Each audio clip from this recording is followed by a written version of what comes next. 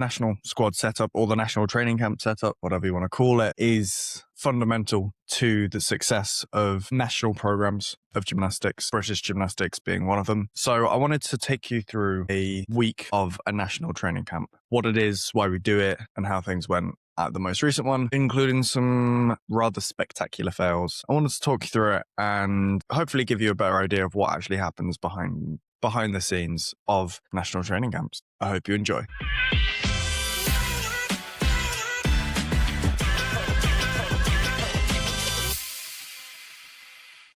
So national training camps or national squads or whatever you want to call them are when a bunch of gymnasts from across the country come together and train because they have been selected for that particular squad, whether it be, in my case, senior development squad or the other senior squad, so senior squad, which is just called senior squad. It used to be called senior top squad, so you could differentiate between the two, but now it's just senior development and senior squad. Then there's also junior development squad and junior top squad. So there's a lot of different groups of people. So you've got different age groups coming together. I think it used to be a lot more diverse in terms of ages. You'd have people from up to like 18 training at the same time as people who are all the way down at like 10, 11 years old. So it's changed a little bit since then. Got different squads for different things, but in essence, it's the same sort of thing. Come together, train for 4 or 5 days, and basically you're all in one place. So it makes it easier for them to do things like strength testing, which we did. Also, it gives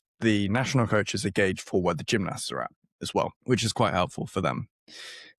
And it pulls the collective knowledge of the coaches when you've got so many gymnasts and coaches there that are of a high level. Then, for example, if you've got a gymnast who is struggling on one skill, they've tried it one way, or they think they've tried it every way they can, but they're still struggling with it. A different coach might have a different perspective and can help them reach that target or do that skill or make it more consistent, for example. It can also break up training a little bit.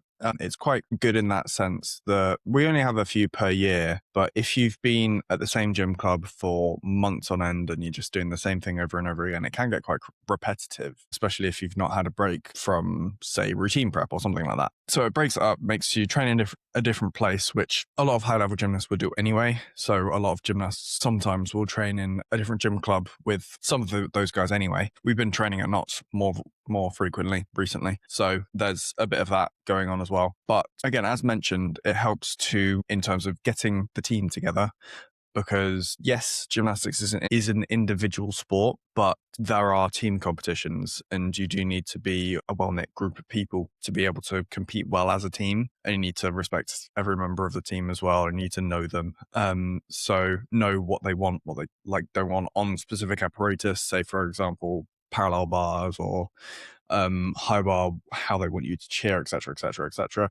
This is more like in terms of in the build up to competitions because these things change a lot. But in terms of having the people together, it can increase the motivation as well, because if you've got some of the best gymnasts in the country all training at the same time, if someone does something and everyone goes crazy and it's really cool and it'll be really good for their routine, for example, or they just do a massive routine. If someone else sees that and thinks, oh, I'm a bit behind, I got to work harder, that's great because it increases the level of everyone and it increases the motivation of everyone. So everyone can keep pushing and get to a higher level, which is the intended goal of the training camps, getting as many people to as high of a level as possible so that when it comes to selections, when it comes to the team competitions and when it comes to the big competitions, you've got the highest level of athletes to choose from. And then eventually it will become the highest level of athletes that are competing at the big competitions that will get the medals, that will secure the funding for the national program. Ultimately, that's to do with the Olympics mostly, but also world championships and things like that as well play a role. So that's a bit about what actually the training camps are. I'll go into a little bit of what happened at this specific one. So I'll take it day by day. So first off, we got there, it was about, I think 11 o'clock start, where we had profiling. So profiling basically is getting our gymnast profiles being how much force we can produce in this range at this time on this shoulder, for example. Like, it just gives a wide range of metrics for where our strengths are at and where we need to improve, essentially. So realistically, it's just trying to find our strengths and weaknesses as gymnasts, as individuals. So did a bit of that. I mean, there's an argument for saying it's not great doing it on the first day of training because it kind of kills you off a little bit. But at the same time, it also doesn't help doing it at the end of the squad because then you're not getting the most accurate data because you've then been killed off by squad. So it is what it is. They have to do what they have to do. It's a good metric to have for injury prevention as well, because if you weaken a certain area, then you might be compensating on one side more than the other, and it can result in injuries, especially overuse injuries. So it's just good metrics to have to be able to push your training and strength training or prehab in a certain direction to work on specific strength components or specific areas of the body that need special work, and then keep everything else about the same if it's working. If nothing's working, then you really need to step up your game, but there's rarely a case of that. And if there is a case of that, normally it's for a good reason, because of an injury or because of something else like that. So that was on day one before we'd even started training. So we did that, then check into our rooms, just drop our bags off, then we go to train 2 till about 6. So about 4 hours of training day one. And day one training was pretty good. Did a few bits and pieces, did a couple good giant DMs, decent enough high bar session, and yeah, pretty good session day one. I did have one mishap where I ran into a vault. So I was sprinting down the vault run, and all I was trying to do was a handspring front onto high mats. That was all I was trying to do, because I was trying to do handspring double front preps. I ran too far, so the steps I took were too big or something like that. And I took off right on the very edge of the springboard, so edge of the springboard, and my foot was right on the edge. So I was still moving forward, and I slipped off the edge of the springboard and just chest straight in the vault. I don't have a video. I wish I had a video. Apparently it was quite funny. Just ate the vault with my face, at least. And yeah, so I also kicked the floor, and that was mostly what hurt. It was my ankle and my toe that hurt most after that, but it wasn't too bad. It was just one of those things. Ankle was a little bit stiff afterwards, but nothing major. That was a little bit of a shock on the first session, but it was what it was. Moved on to the next. You then go back, some dinner, go back to your room, and then you can just sort of do whatever for a couple hours before you go to sleep. I'm trying to get more on top of my sleep recently.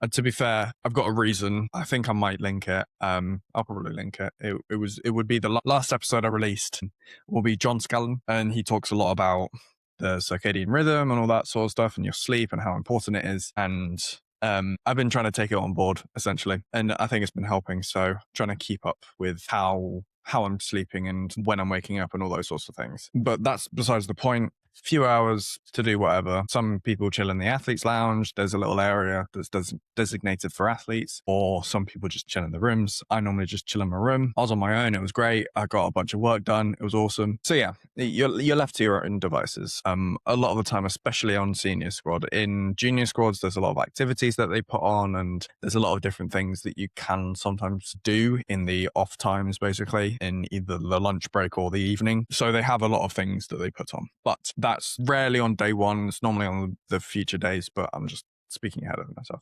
So then skip ahead to day 2. Wake up, have breakfast. Again, left to your own devices, but there's not as much time in the morning anyway. Get into training. 9 o'clock start. It was 9 till about 12:30. Training went pretty well. Again, one little mishap on giant DMs. I did the giant DM, obviously with or long swing Diamondov, whatever you want to call it. You swing underneath the bars and then you kick above the bars, let go of one arm, and then you're supposed to do a full turn on it. I kicked up, let go of one arm, and then the other hand slipped off. So I had no hands on the bars, and I was just like in the air. And I was just like, what do I do now? Like, because there's nothing you can do. So I just sort of clattered a little bit on the bars. It didn't hurt at all. And I was just a bit like, oh my God, why? 2 days in a row, I'm like, oh God, is there going to be a third? But obviously I wasn't thinking about that too much. The rest of the session was okay. Nothing major, nothing too bad. Then you have a little break, evening training. I do remember on day 2 morning training, I felt blitzed. Like I felt like my body was screaming, but I was like, I just got to get through it. And by the evening training, I was actually feeling a lot better. So I was pretty happy with that. I will say though, that's what it was. So day 2 morning training in conditioning, I was just doing a normal conditioning exercise. It was literally just on the 6-piece conditioning that we do. So on pommel, sheer handstand prep, essentially. So you sat in between the 2 handles, both hands on one of the handles, and then you swing up to handstand in as much of a planche as possible. I did a couple of those. Well, one of those that I did, I just felt my neck like sort of twinge or something. I couldn't really tell what it was, but my neck was hurting for the rest of the day and it was not very fun. So getting through that morning training was tough, especially with the issue I had on P-bars, but got through it. But then by the evening training, I was feeling a lot better. Again, had a little break.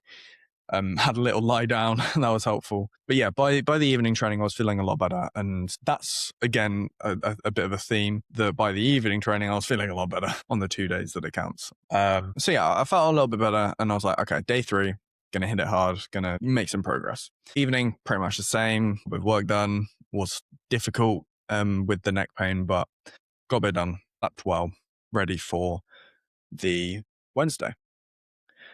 And that was okay. Wednesday was interesting. Wednesday was definitely interesting. That is probably the best way I can describe it. Warm up, fine, like all good. Actually did this quite fun warm up. I can't remember what day specifically it was, but it was definitely before anything bad happened. Basically we were just doing handstand stuff on parallettes. I think it might have been on the day 2 evening training, to be fair. And what we had to try and do was on one of these, one exercise or one challenge, I suppose, was on the one parallel. So just doing handstand on one parallel. So 5 seconds, both hands on over grasp, 5 seconds, one hand over grasp, one hand under grasp, 5 seconds, both hands under grasp, and then change the other hand to 5 seconds mixed as again, and then just trying to do that. So difficult, like staying in handstand and then doing those changes, way more difficult than you think. And then there was another one where we had to do 5 seconds over grasp handstand, change one hand and do a half pirouette, and then another 5 second handstand, and that was quite difficult. Got really close on in squad, and then I went home a few days later, I did it at home and did it first try. I'm like, I couldn't have just done it at squad. That would have been so cool. But yeah, regardless, that's completely irrelevant. It was just a fun thing that I found quite entertaining, quite enjoyable to try.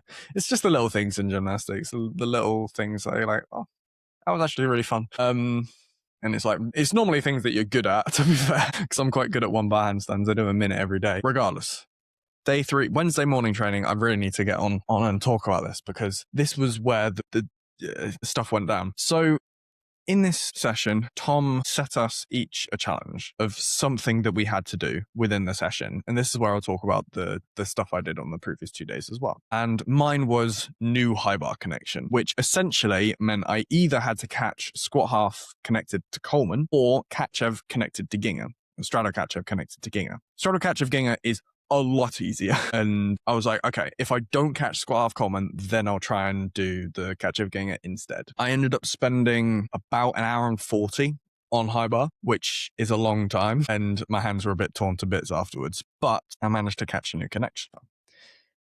Squat half Kolman is a skill where you do a squat half and then you do an immediate Kolman. Kolman is a skill where you normally have a full wind up before it. It's a very different skill to when you're doing it from a wind up as when you're doing it immediately after a squat half, because you're just doing it from handstand as opposed to from a full action, which gives you a lot more energy and a lot more power and a lot more bounce of the bar as well, because the bounce of the bar gives you a huge amount of height when you're trying to do the skill, which is pretty much the only reason I can do the Kolman in the first place. I've been trying to do a lot of the preps, just doing it straight from cast. So literally just cast a handstand and then go, which some say is more difficult than doing it from the squat half, because squat half you have a little bit of momentum, you're still moving in that direction, as opposed to cast where you cast up and then you go down the other way. But I think that if I can do it from cast, then I can definitely do it from squat half, and that's sort of my logic behind it.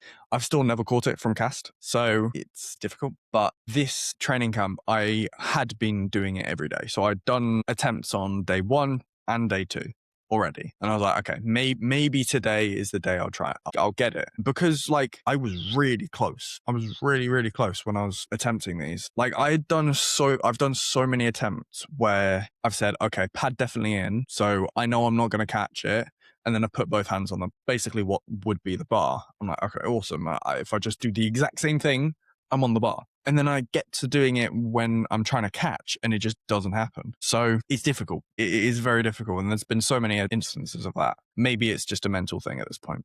I'm not sure, but I kept trying. I think I probably tried for about well over an hour to do this squat half Kolman, and I didn't. And the last attempt I had at it was one where I was really close, as in really close to the bar. I went early and I wasn't fully turned around over the top of the bar. Couldn't really protect myself because it wasn't a good go. And I landed on my arm on the bar and then chinned the bar as well, which was fun. It didn't really hurt too much. The chin it was just a bit of a scrape. I definitely felt it, but it was just a bit of a scrape. So it wasn't too bad. But then I was like, okay, yeah, I'm done. It'd been about an hour and 10 at this point, and I'm just like, I'm just done. I'll give it a go another day. But today's not the day. So I moved on and I went on to Tkatchev Geinger. And at this point I was like, I just want to leave high bar. I just want to go. And it took me about 6 attempts, but I did it, which was longer than I wanted. I wanted to catch it like first or second try, but I did catch it.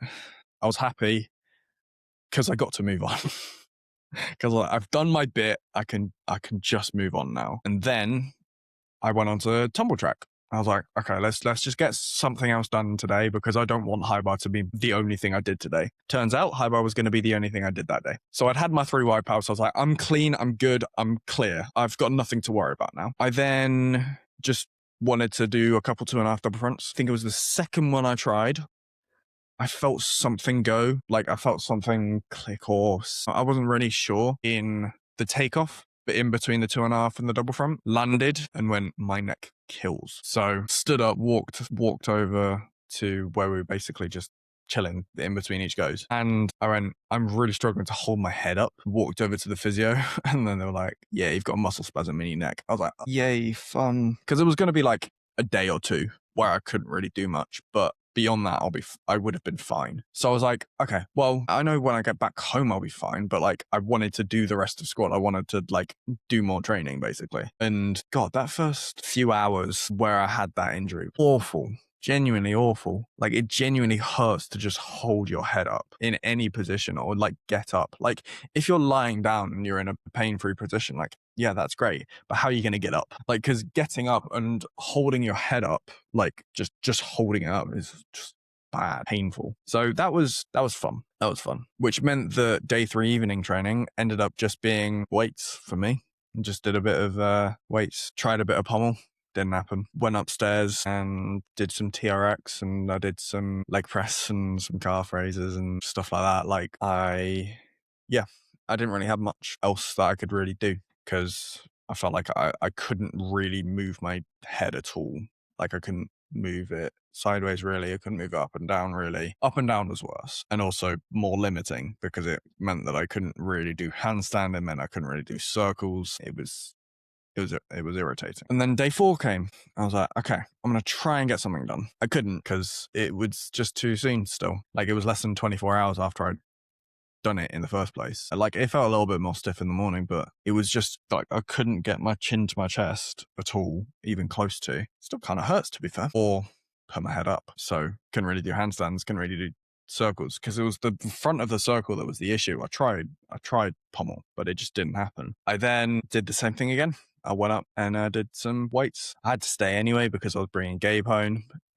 So I just found stuff to do. I just conditioned for 3 hours, which was a little bit boring, but I made better use of the time than potentially could have. So as much as it wasn't the greatest ending to the squad, where obviously I'd wiped out 3 times, like I feel like it was just indicative of how training has been realistically for me, because training has been just everyday things, just every day something happens. I feel like something goes wrong. like I feel an injury again, or I don't quite get what I want out of it, or I feel so dehydrated that my vision goes. That's been more in the heat wave than anything, but like I feel like there's always been something recently that's just been holding me back, and I can't say exactly what it's been. Like with the squat half Kolmans, I feel like I'm so close. I'm close to something, but I don't even know if it's going to come. And B, I don't even know if it's right for me. So that's just where I'm at. And reevaluating and thinking about these sorts of things is really important in terms of routines and in terms of these sorts of things. You need to think about where you're going and what you're putting your time and effort into and what you're getting out of it as a result. And sometimes it's worth it, but it's the risk reward ratio that you're working at. If something is really difficult for you and it's not worth much, maybe look at something else. Maybe look at an alternative option that gets you a similar reward, or that you can only do if you don't do that original option. Like, for example, if I don't do squat half Kolman, it means that I can do squat half shoulder straight or something like that. So there's always options. There's always other routes that you can take. There's always something different that you can do. And but you have to make sure there's always a reason behind what you're doing. And there's always a reward behind what you're putting your time and effort into. And you have to figure out where you're going with it. And in all, squads are great. And I think that they're often really good because they really do push you. They really do push you to try and learn new things and put new combinations and connections in, and they make you think outside the box as well. They really do make you think about things that you never would have thought of otherwise. And having all the different people come together and training together and doing these different things is really, really good, because it means that as gymnasts, you're constantly growing. And even the coaches, they're constantly growing. They're learning new things. They're learning different ways of coaching. They're learning about different gymnasts, and they're constantly developing in that way as well. So I hope you've enjoyed this episode of the Game of Gymnastics podcast. I hope you've enjoyed learning about our national squad system. And yeah, leave a like if you've enjoyed, follow for more, and I'll catch you in the next one. Peace.